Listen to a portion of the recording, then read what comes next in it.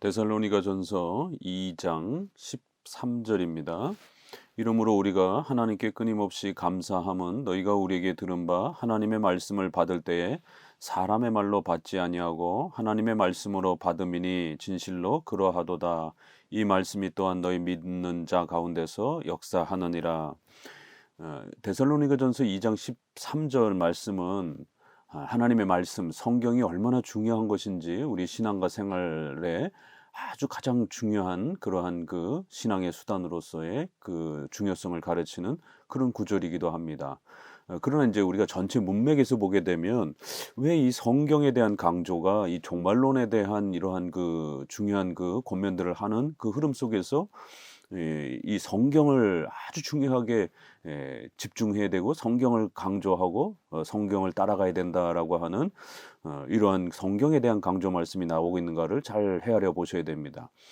결국 이제 2장 초반부에서도 말씀드린 것처럼 1세기 당시에 종말론에 대한 잘못된 이단들은 임박한 종말론, 시한부적인 그러한 종말론을 소개하면서 성도들의 의식주와 직장, 가정 이런 삶을 공포로 몰아가면서 당장 내일 재림할 테니 예수님 재림할 테니까 이 땅의 삶이 필요 없다 이러면서 그렇게 생활을 파괴하는 이런 아주 시한부적 종말론의 이러한 위험들이 있었고요. 또 한쪽으로는 베드로 후서에 있는 말씀처럼 또 그렇게 종말이 없는 것처럼 내세와 재림이 없는 것처럼 또 이렇게 종말 부정에 대한 재림 부정에 대한 또 이러한 또 반대의 모습들이 있었습니다. 이제 그럴 때에 결국 양극단의 이런 종말론들이 성도들의 삶을 신앙을 얼마나 심각하게 파괴하는지에 대해서 데살로니가 전후서는 아주 심도 깊게 파헤쳐가면서 성경적인 종말론, 건강한 종말론을 잘 세워가야 한다라고 그렇게 당부합니다.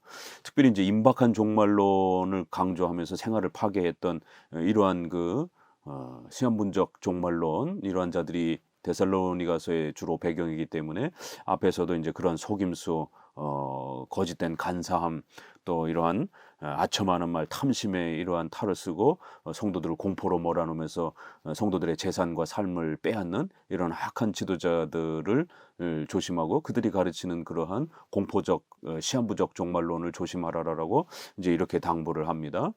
그러면서 이제 바른 교사들, 바른 목회자들은 성도들을 지극정성으로 보살피며 성도들을 도와주면서 성도들의 신앙과 삶 전체를 성장해 갈 수 있도록 도와주는 이러한 그 교사가 참된 교사이다라고 이제 이렇게 1차 마무리를 했습니다. 그리고는 이제 후반부 내용의 문맥에서 이러므로 이러면서 항상 헬라어에는 이제 신약의 헬라어에 이 그렇기 때문에 그래서 결론적으로 이러므로 이런 그 접속사가 굉장히 중요합니다. 이제 결론적인 그런 말이죠.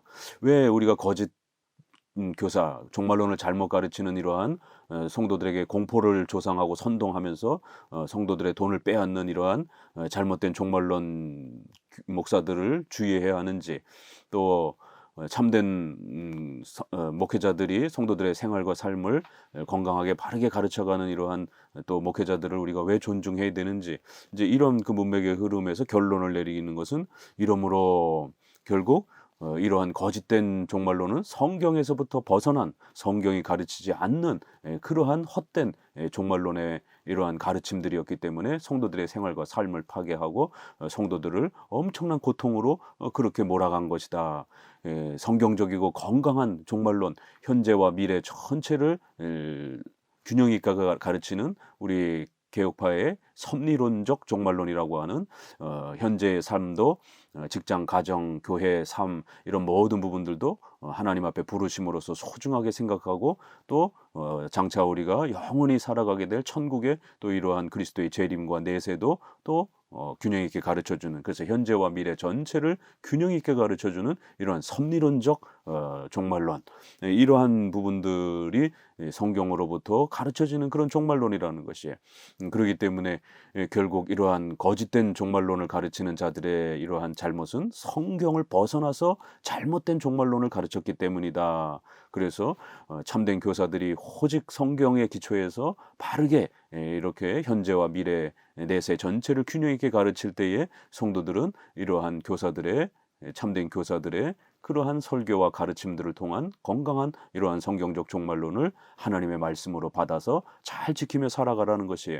그러면 하나님 앞에서 훌륭한 종말론적 삶을 살아갈 수 있는 것입니다라고 이렇게 당부하는 겁니다. 바로 그런 문맥에서 거짓된 종말론을 가르치는 자들과 참된 종말론을 가르치는 자들의 이 구별 차이점은 바로 성경의 종말론을 제대로 가르치느냐 안 가르치느냐의 차이다. 그렇기 때문에 이러한 종말론을 우리가 바르게 확립하기 위해서는 성경이 가르치는 건강한 종말론을 바르게 우리가 잘 간직하고 지켜가야 됩니다. 그래야만 성도들의 삶이 더욱 건강하게 성장해 갈 수 있습니다.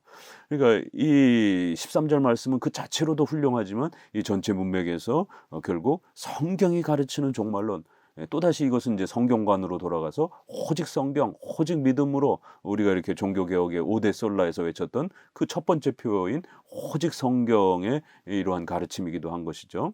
그래서 종말론도 역시 오직 성경으로부터 시작해야 되고 성경으로부터 출발해야 건강한 종말론을 가지게 되는 것입니다.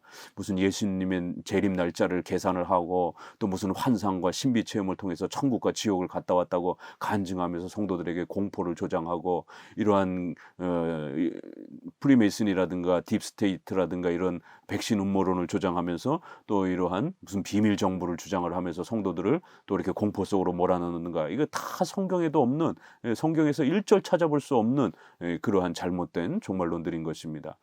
하나님의 말씀을 받을 때 사람의 말로 받지 아니하고 하나님의 말씀으로 받음이니, 그러면서 바울과 그 제자들이 가르쳤을 때, 목회자들이 가르쳤을 때 그 말씀이 성경으로부터 벗어나지 않는 그 범위 내에서 목회자들이 가르친다라면 그 성경 말씀은 하나님의 말씀이라는 것입니다. 사도들이야 이렇게 하나님의 그 권세와 능력으로 사도적 표시로서 이렇게 말씀을 가르쳤기 때문에 좀 더 그 권위가 그들이 가르치는 것이 하나님의 말씀이다라는 존중을 이렇게 좀 더 받을 수 있지만, 그 제자들인, 또 그 제자의 제자들인 이런 목회자들이 더더욱이나 하나님의 말씀을 전할 때에 이 말씀은 아주 굉장히 중요하죠. 성경은 하나님의 말씀입니다. 이것은 우리 기독교의 가장 중요한 고백입니다. 그런데 이제 문제는 그 성경을 가르치는 이러한 그 행위에 있어서 이제 목회자들이 성경을 해석할 때에 두 위험성이 있습니다. 두 가지의 극단. 하나는 목회자가 해석해서 가르치는 성경 말씀을 무조건적으로 하나님의 말씀으로 받는 것이, 이것도 굉장히 위험합니다. 목회자가 어떤 해석을 할지, 어떻게 그 성경 말씀을 설명을 할지 이 검증을 해봐야 되는데, 목회자가 무조건 성경 말씀을 설교한다고 해서 그것이 다 액면 그대로 하나님의 말씀인 것처럼 맹목적으로 맹신의 방식으로 목회자의 설교를 100% 하나님의 말씀으로 받으면 그는 굉장히 위험한 것입니다. 왜요? 거기는 해석의 그러한 작업이 들어가기 때문에 그런 것입니다. 두 번째, 그렇다고 해서 목회자의 설교를 무시하고 그냥 무슨 세상 인문학 강자라든가 이런 권면 정도로 생각하게 되면 또 하나님의 말씀을 영의 양식으로 우리 성도들이 설교를 통해서, 예배를 통해서 하나님의 말씀을 먹어야 되는 이 소중한 자리가 또 잃어버려지게 되는 겁니다. 분명히 우리 신앙 고백에서 가르치는 것처럼, 교회론에서 가르치는 것처럼 교회적 질서를 통해서, 예배적 질서를 통해서 우리 성도들이 예배드리고 또 설교를 들으면서 하나님의 말씀을 배워가면서 성도들이 은혜 수단으로 설교를 사용하면서 성장해 가도록 그렇게 하나님은 또 질서를 세워준 것입니다.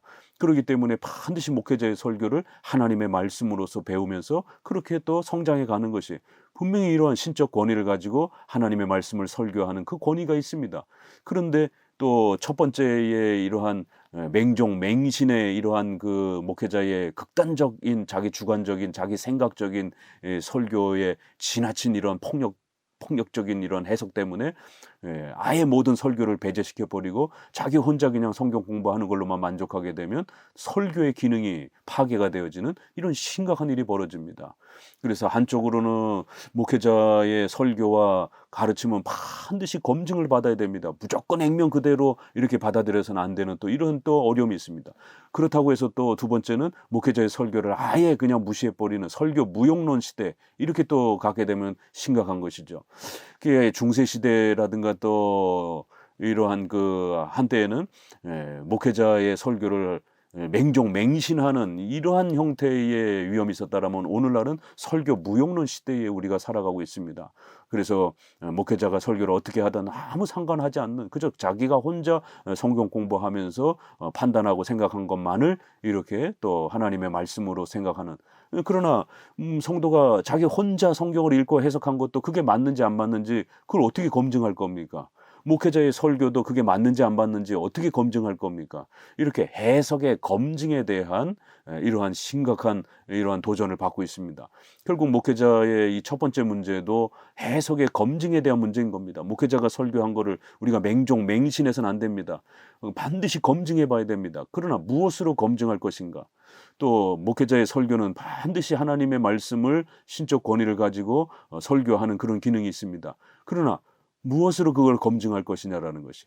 그래서 이 13절 말씀은 하나님의 말씀을 받을 때 사람의 말로 받지 아니하고 하나님의 말씀으로 받음이니라고 하는 아주 중요한 이 원칙.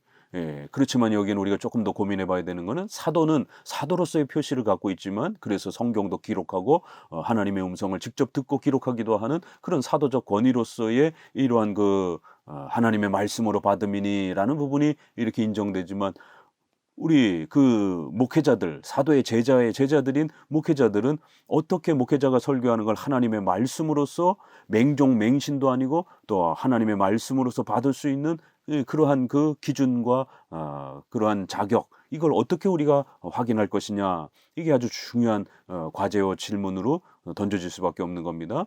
왜냐하면 진실로 그러하도다 이 말씀이 또한 너희 믿는 자 가운데 역사하느니라.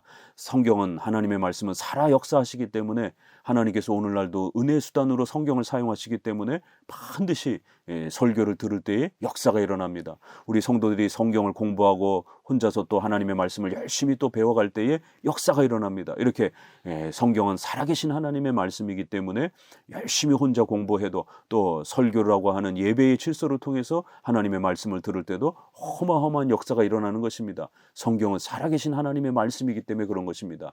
그러나 반드시 우리는 사도들이 아니기 때문에 전제 조건이 있습니다. 성경을 바르게 해석해야 된다라고 하는 이 해석의 기준과 전제가 분명히 자격이 검증이 될 때만이 하나님의 말씀으로서 역사가 일어나는 것이지 성경을 아무렇게나 읽어도 또 성경을 아무렇게나 설교해도 역사가 일어나는 건 아닙니다. 성경이 온전히 그 뜻이 바르게 해석되어지고 바르게 하나님의 뜻으로 읽혀졌을 때에 역사가 일어나는 것입니다. 베드로후서 3장 16절에도 그 모든 편지에 이런 일에 관하여 말하였을 때 그 중에 알기 어려운 것이 더러 있으니 무식한 자들과 굳세지 못한 자들이 다른 성경과 같이 그것도 억지로 풀다가 스스로 멸망에 이르느니라. 이렇게 하나님의 말씀을 무식하게 억지로 풀다가 결국 멸망에 이르는 이러한 아주 심각함이 있다라고 이렇게 경고하면서 성경 해석의 중요성을 강조합니다. 베드로서 1장 20절에도 먼저 할 것은 성경의 모든 예언은 사사로이 풀 것이 아니요. 이렇게 성경의 말씀은 함부로 막 주관적으로 자기 마음 내키는 대로 이렇게 읽어내서도 안 되고 또 그렇게 설교해서도 안 된다라고 아주 엄중히 경고하고 있습니다. 이렇게 성경 해석에는 아주 중요한 질서와 법칙이 있어야 된다라는 그런 강조인 겁니다. 그래서 이제 우리의 선조들은 이것을 제2 스위스 신앙 고백에서는 1장 하나님의 말씀 성경 부분에서 이 데살로니가전서 2장 13절을 사용해서 이렇게 성경과 성경 해석의 중요성을 그 기준을 이렇게 소개합니다. 사도 바울은 데살로니가전서 2장 13절을 이렇게 소개하면서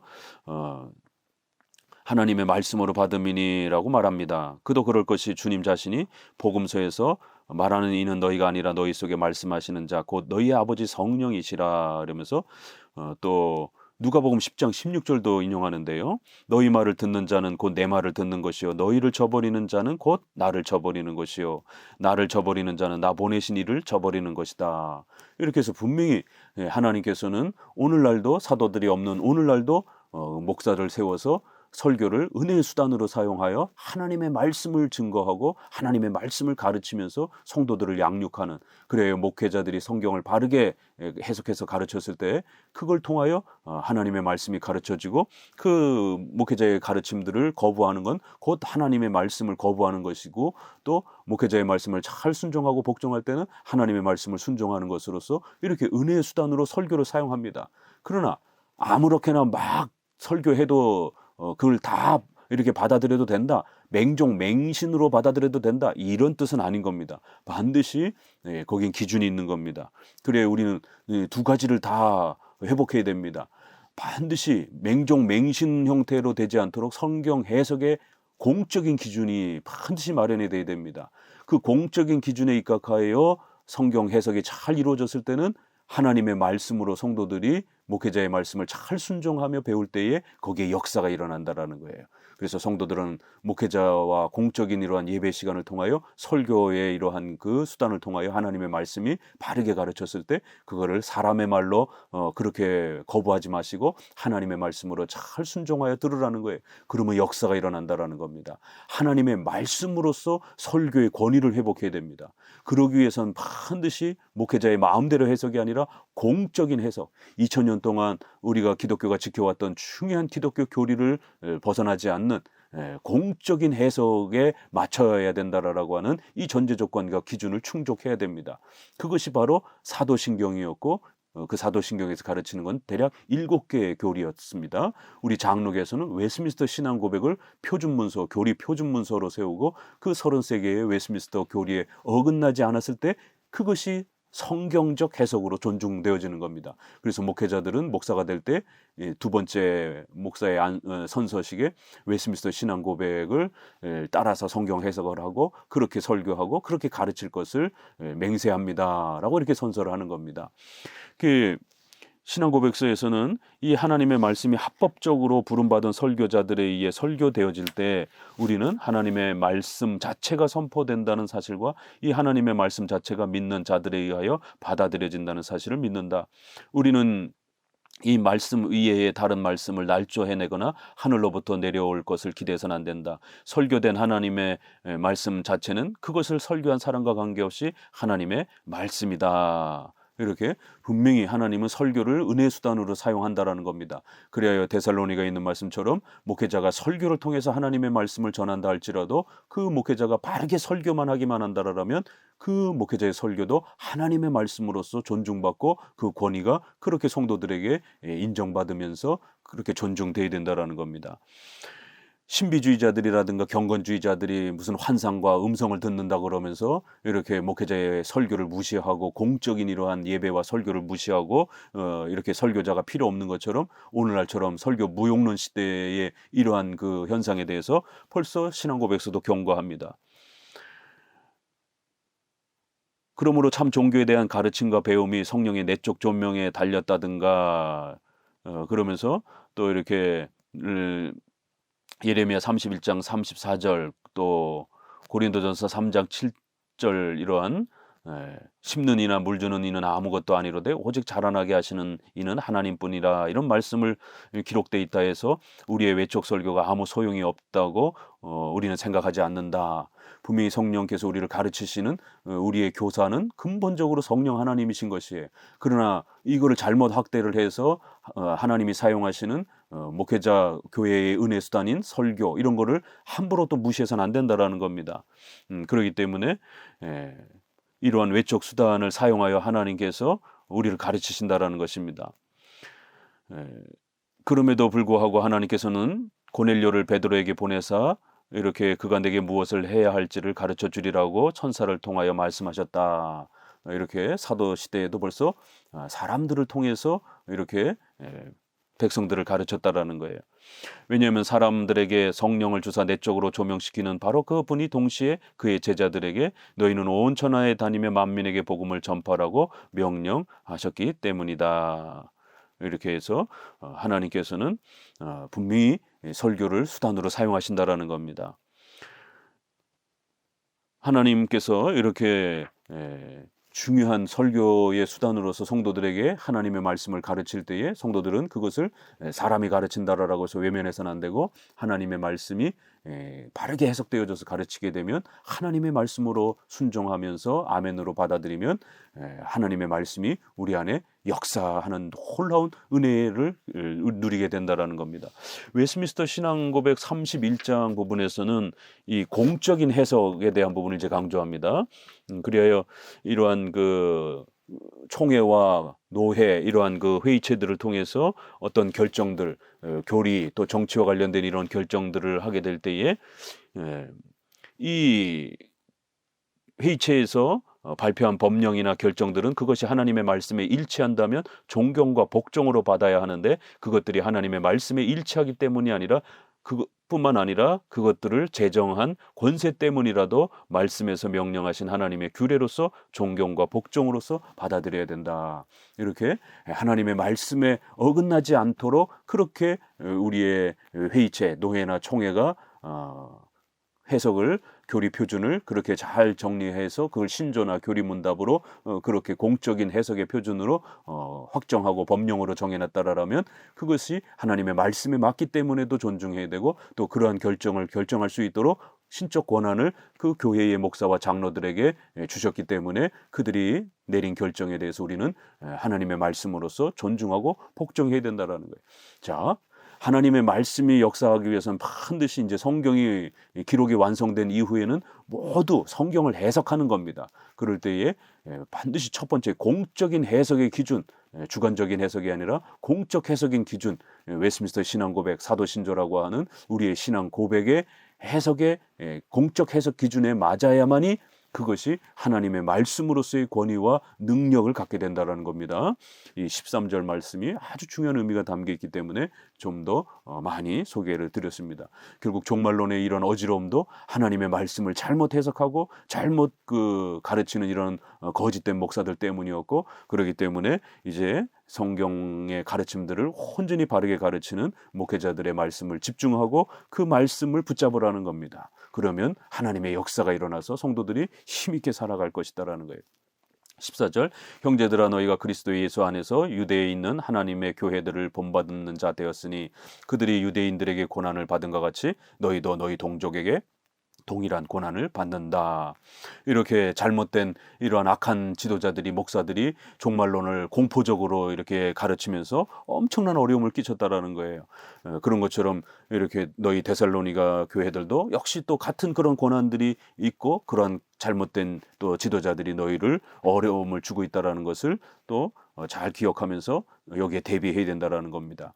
15절, 유대인은 주 예수와 선지자들을 죽이고 우리를 쫓아내고 하나님을 기쁘게 하지 아니하고 모든 사람에게 대적이 되어 우리가 이방인에게 말하여 구원은 받게 함을 그들이 금하여 자기 죄를 항상 채움에 노하심이 끝까지 그들에게 임하였느니라.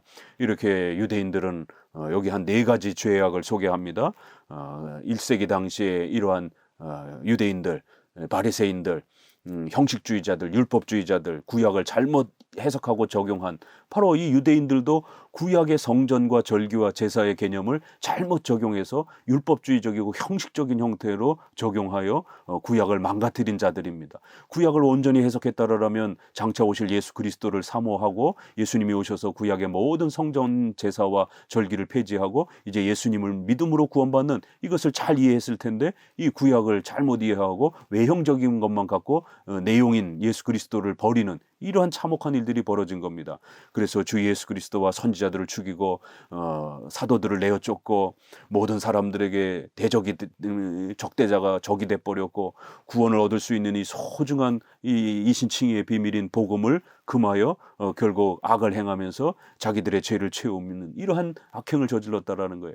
그런 것처럼 종말론을 잘못 가르치는 이런 거짓 교사들도 유대인들처럼 하나님의 말씀을 잘못 해석하고 곡해해서 너희들에게 엄청난 고통을 주면서 성도들의 생활과 삶을 망가뜨렸다라는 것입니다.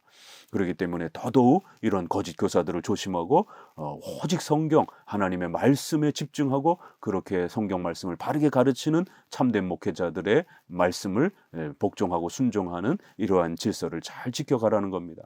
17절 형제들아 우리가 잠시 너희를 떠난 것은 얼굴이요 마음은 아니니 너희 얼굴 보기를 열정으로 더욱 힘썼노라. 그러므로 나 바울은 한 번 두 번 너희에게 가고자 하였으나 사탄이 우리를 막아도다. 우리의 소망이나 기쁨이나 자랑의 면류관이 무엇이냐? 그가 강림하실 때 우리 주 예수 앞에 너희가 아니냐? 너희는 우리의 영광이요 기쁨이니라. 결국 바울이 데살로니가에 가서 성도들을 잘 가르치고 싶었지만 여러 가지로 막혔고 또 그래서 성도들을 가르칠 수 없는 이런 어려움이 발생이 되었다라는 겁니다. 그러다 보니까 거짓 교사들이 판을 치면서 너희를 더 고통스럽고 혼란을 끼쳤다라는 거예요. 결국 이런 모든 과정들은 사탄의 이런 미혹이요 또 유혹이라는 겁니다. 결국 거짓 목회자들이 잘못된 종말론을 가르치면서 시한부적 종말론을 가르치고 그래 음모론적 종말론을 가르치면서 성도들의 생활과 삶을 파괴하는 이런 악한 그러한 행동들은 악한 인간이 행하는 것이지만 또 그 이면에는 이런 사탄의 영적인 이러한 또 공격도 있는 것이다라는 겁니다. 단순한 사람들의 그러한 잘못과 실수를 넘어서서 이러한 또 거대한 사탄의 방해가 또 그 이면에는 있다라는 겁니다. 그래서 종말론을 바르게 성경적으로 잘 지키며 예수 그리스도께서 이제 장차 오실 강림을 기다리면서 소망하며 살아가는 것이 얼마나 소중한 것인지, 그래서 성경적인 종말론을 잘 간직할 때에 예수 그리스도를 소망하면서 결국 믿음을 잘 지켜가는 이러한 성도들이 장차 하나님 앞에 얼마나 자랑거리가 될 것인지, 이렇게 마무지막 마무리 인사를 하면서 영적 싸움에 이런 사탄의 또 공격과 또 사탄이 악한 목회자들을 사용하여 헛된 종말론들을 가르치는 것을 아주 조심하고 주의해라. 성경적 종말론을 간직하고 예수 그리스도의 재림을 잘 사모하는 성도들이 마지막 심판의 재림의 때에 하나님 앞에서 큰 자랑거리가 될 것입니다 라고 이렇게 마무리를 하고 있습니다. 감사합니다.